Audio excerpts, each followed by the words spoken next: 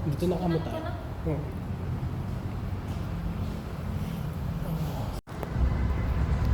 Asan? Ito na lang.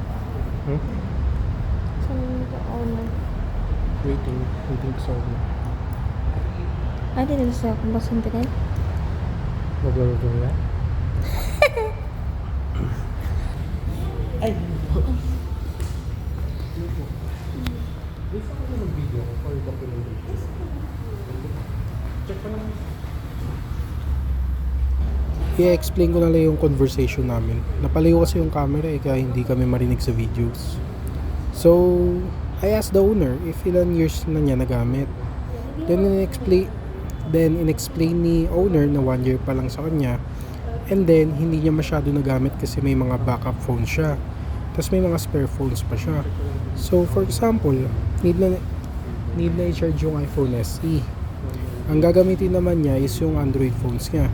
After no Android phones niya, may isa pa ulit siya na phone.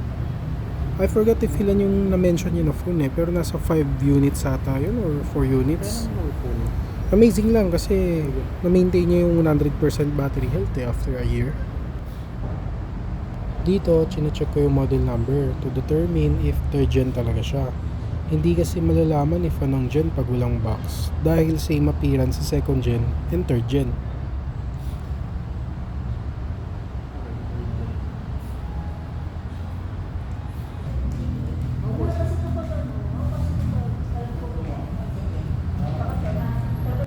Reason niya is nag-upgrade siya ng phone which is yung hawak niya ngayon.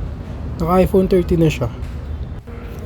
Ako naman, ina-explain ko sa kanya ba't ako naghahanap ng phone.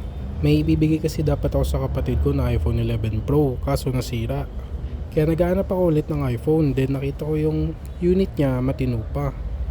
In-inform ko siya na nung una medyo nagduda ako kasi baka replace battery. Yun nga kasi nga 100% battery health pa. Pero upon checking sa settings, no history of repair sa settings eh.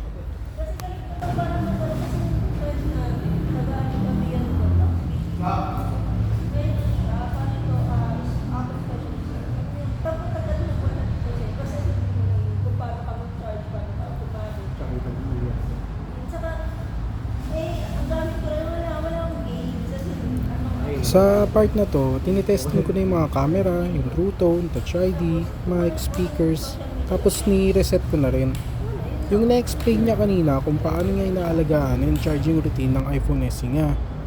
Same kami ng procedure na hindi pinapababa ng 20%, then hindi rin pinapaabot ng 100%. Method ng kanya yung common, yung 2080. Sa akin, yung ginagawa ko, yung 3090 or 30-95% na battery. Sure na, hindi kaya Usually, hindi ako naglalagay if magkano ko nakukuha yung price ng mga unit na binibenta ko. Since 4 keeps naman yung iPhone na kukunin ko, i-reveal ko ngayon if magkano naging transactions namin. Posted price niya talaga is 14,000. Then nag-try ako makipag-negotiate, nag-last price siya down to 12,500. Then after that, sinubukan ko pa ulit babaan ng 11,000. Pero hindi kami nagkasundo sa part na yon. Hanggang sa final, nagkasundo kami sa 11,500. Mula MOA, ang traffic din mo. Dahil Sunday, marami ang babalik. Sa Balpalam sa Manila, maluwang. Pero yung papasok ko, yung traffic. Magkano pa ba ang value ni iPhone SE 3rd Gen? Actually, yung kanya kasi 128GB plus 100% battery health. Tapos walang scratches, walang dents, sobrang kinis. Yung mga ganong value is kaya pa ng 20,000. Ang brand nyo kasi nun nasa 32, 31, or 33, something like that. Eh yung kanya, in-offer nila ng 14K which is mura na yon. Plus, nakuha ko pa siya ng 11,500. Kaya, panalo yun for me.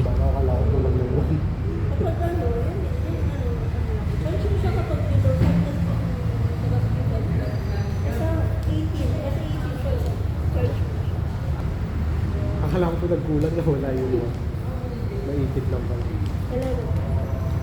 Ba't na lang pa po? Thank you po.